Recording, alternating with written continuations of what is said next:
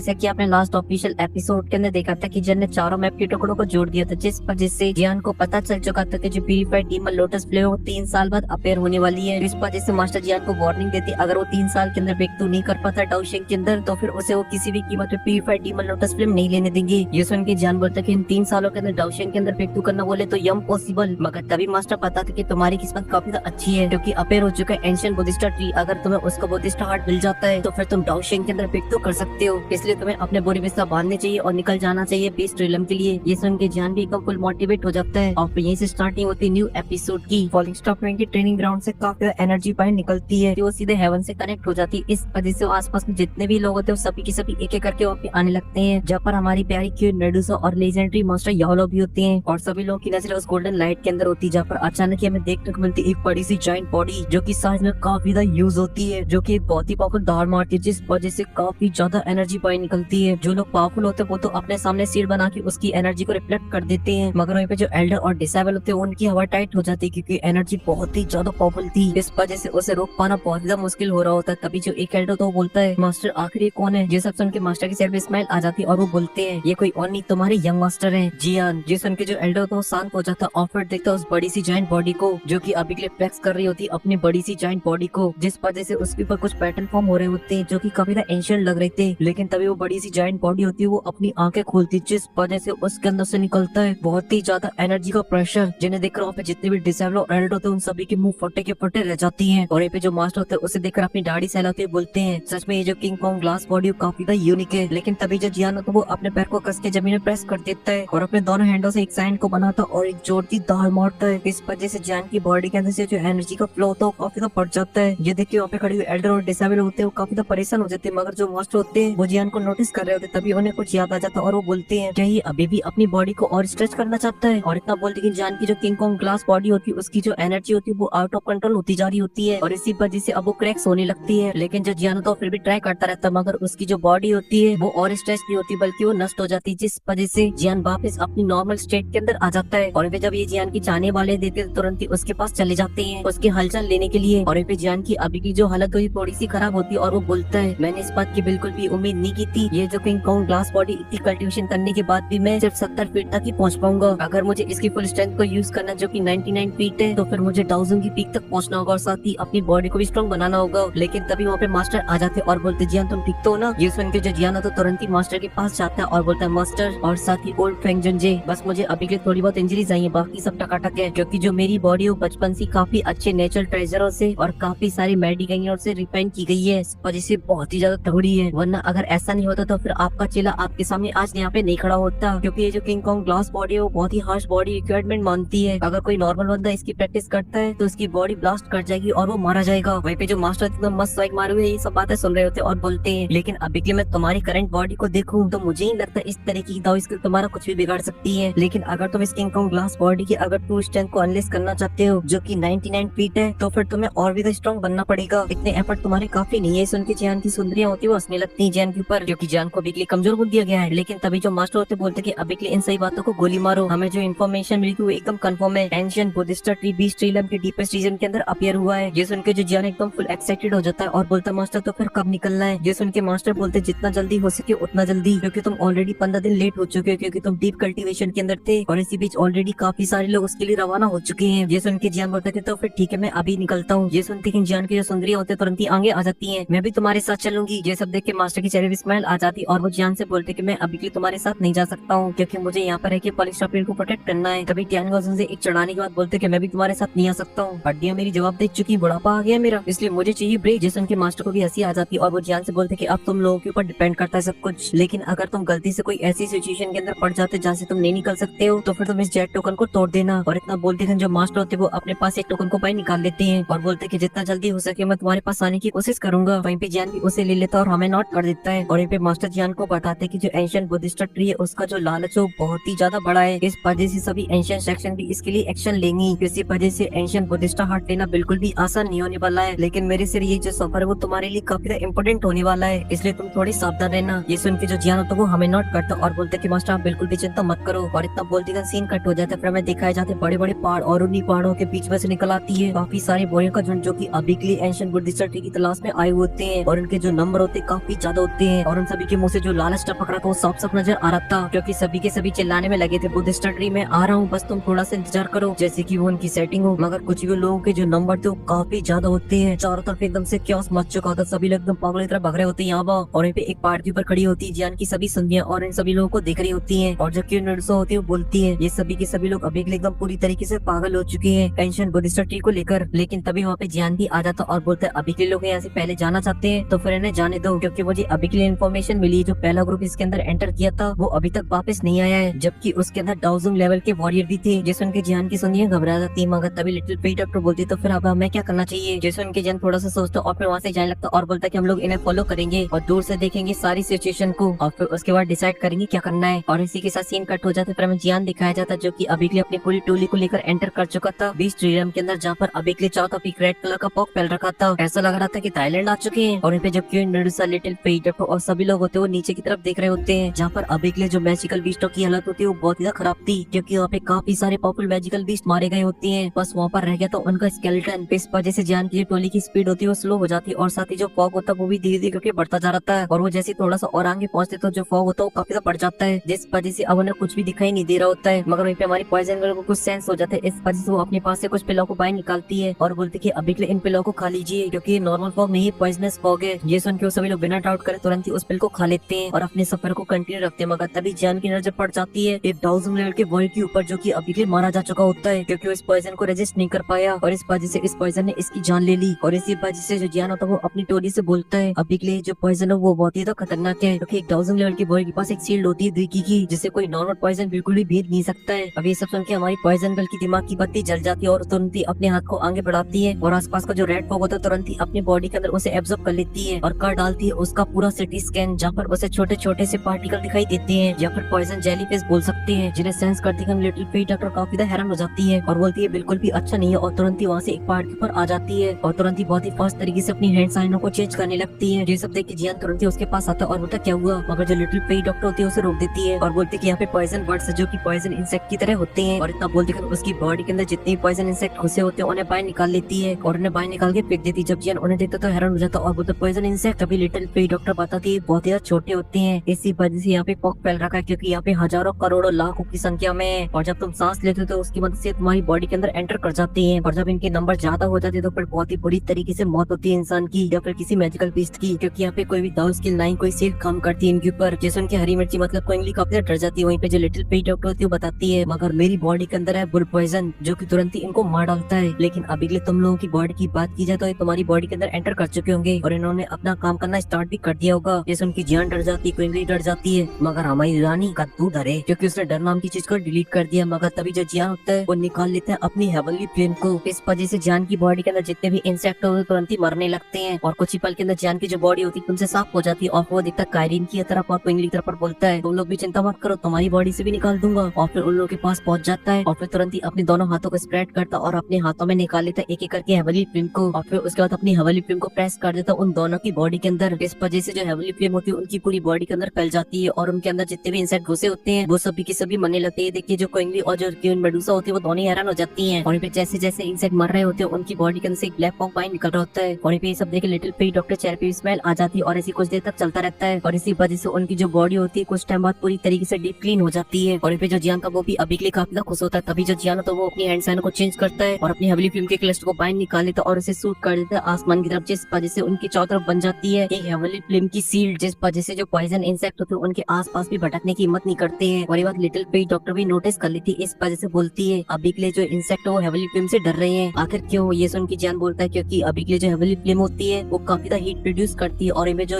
Poison insect है वो cold energy को प्रोड्यूस करते हैं। इस वजह से दोनों के बीच में एकदम 36 का आंकड़ा है। इसी वजह से अब हमें यहाँ से चलना चाहिए और इतना बोल दिखा जो जियान होता है वो आगे तरफ बढ़ने लगता है और फिर इसी के साथ सीन कट हो जाता है। फिर हमें आगे का सीन दिखाया जाता है जहाँ पे मैजिकल बीस्ट तो भी चीखने चिल्लाने की आवाजें आ रही थी। तभी अचानक से फॉग के अंदर से निकल आता है एक बहुत ही पावरफुल मैजिकल बीस्ट जो कि जोर से दौड़ रहा होता है क्योंकि किसी ने उसके ऊपर पॉइजन से हमला किया था, जिस वजह से वो पूरी तरीके से नष्ट हो जाता है और उसका जो कोर होता है बाहर निकल आता है। तभी जो कोर होता है उसे दबोच लेती है क्विंगली, जिसे पाकर वो काफी खुश होती है। और वहाँ पे क्विंगली अकेली होती है बल्कि वहाँ पे जियान और पांकी के लोग भी होते हैं जो कि अभी के लिए जंगल के अंदर से आने वाली मैजिकल बीस्टों की आवाजों को सुन रहे होते हैं। और आसपास की जगह को देख के जियान बोलता है अब मुझे फील हो रहा है कि हम लोग एंटर कर चुके बीस्ट रिलम के अंदर। और फिर अपने हाथ को शक्तिमान बनाता है और अपने आसपास जो बैरियर होता है उसे हटा देता है और फिर अपनी स्पेस टूल से निकाल लेता है बुद्धिस्ट सीट को और उसे ध्यान से सेंस करने लगता है। इस वजह से वो अपनी आंखें बंद कर लेता है कुछ देर के लिए और उसकी हलचल को सेंस करने लगता है। जब उसे कुछ पता चल जाता है तो अपनी आंखें खोल लेता है और बोलता है कि अभी के लिए जो एंशिएंट बुद्धिस्ट ट्री वो काफी दूर है, इस वजह से उसे सेंस नहीं कर पा रहा है। मगर अभी के लिए मुझे थोड़ी बहुत इन्फॉर्मेशन मिल चुकी है उसकी लोकेशन के बारे में, जो कि हमारे सामने वाली डायरेक्शन है। और इतना बोल के जियान वहाँ से जाने वाली होता है तभी अचानक से जियान के साइड से काफी सारे लोगों की चीखने चिल्लाने की आवाजें आने लगती हैं और फिर हमें सामने का पहाड़ का सीन दिखाया जाता है जहाँ पे कोई बुरी तरीके से किसी को बजा रहा है, जिस वजह से पूरा पहाड़ हिलने में लगा हुआ होता है। और फिर सीन कट हो जाता है। फिर हमें दिखाया जाता है परफॉर्मेंस का सेट का याहुआ, जो कि अभी के लिए ग्रुप के पीछे पड़ा हुआ है और वो ग्रुप कोई और नहीं, वो होता है फ्लावर सेट। और अभी के लिए जिसके पीछे पड़ा हुआ है यूनियन, जो कि अपने वॉरियर से बोल रही होती है कि अगर किसी को मौका मिलता है यहाँ से भागने का तो तुरंत ही यहाँ से भाग जाना। और इतना बोलती वो भी वहाँ से भागने लगती है। मगर परफॉर्मेंस का सेट के लोग कंटिन्यू हमला करे जा रहे थे, इस वजह से यूनियन बोलती कि मैं अभी के लिए इनको रोकती हूँ और तुरंत ही उन लोगों के सामने आ जाती है और स्लैश अटैक कर देती है उन लोगों के ऊपर। देखिए परफॉर्मेंस का सेट का याहुआ हो तो वो आगे आ जाता और बोलता है इतनी मत मेरे ऊपर हमला करने की, और अपने पंखे से काउंटर हमला कर देता है। इस वजह से जब दोनों अटैक आपस में टकराते तो वहाँ पे काफी और ब्लास्ट होता है और चारों तरफ का स्पेस पड़ जाता है और साथ ही अपने वॉरियर के साथ एक फॉर्मेशन को बनाता है और काफी सारे काउंटर हमला कर देता है उन लोगों के ऊपर, जिस वजह से वो सभी लोग अपने आप को बचा के वहाँ से भागने लगते हैं। क्योंकि फ्लोर सेट की जो हालत थी वो काफी खराब लग रही होती है। ये सब देख के जो याहुआ हो तो काफी खुश हो रहा होता है और फिर तुरंत ही अपना छठवा बैट डालता है, फिर से पीछा करने लगता है। फिर जो यूनियन होती है वो भाग रही होती है और बोलती है अपने मन में अभी के लिए जिसका परफॉर्मेंस सेट है वो पूरी तरीके से हम लोग को खत्म करना चाहता है, किसी को भी यहाँ से भागने नहीं देना चाहता है। और ये सब उसके दिमाग में चल रहा था। तभी उसके साइड में जो नायन होती है वो पूछती है कि अब क्या करना है और इसकी ये वर्ड खत्म हुई थी तभी उसके ऊपर हमला हो जाता है। मगर तभी यूनियन उसे देख लेती और जाके सीधा हमला कर देती काउंटर में, जिस वजह से वो बड़ी मुश्किल से उससे बच पाती और फिर वहाँ से फिर से भागने लगती है। मगर वो इस बार भाग पाती उससे पहले उसके सामने कुछ वॉरियर आ जाते हैं और उसके रास्ते को रोक देते हैं। मगर एक हिल्डा थोड़ी सी गुस्से होती है, इस वजह से वो एक वॉरियर के ऊपर हमला कर देती है। मगर उसके हमले से बहुत ही आसानी से बच जाता और उसमें जड़ देता एक अपना पंच, जिस वजह से वो बेहोश हो जाती है और फिर उसे पकड़ लेता और फिर उसके साथ करने लगता है गंदी गंदी हरकतें। अश्लील है ये आदमी। और ये जो यूनियन की टोली होती है वो एक पहाड़ के ऊपर आ जाती है और उन्हें चारों तरफ से अभी के लिए घेर लिया गया होता है। उनके पास वहाँ से भागने का कोई भी रास्ता नहीं होता है। इसी वजह से वो अश्लील आदमी बोलता है फॉलिंग स्टार विंड की लीडर अभी के लिए आपके पास कोई भी रास्ता नहीं है यहाँ से भागने का और अब टाइम आ चुका कि आप दोनों टीचर और डिसेबल मेरे साथ में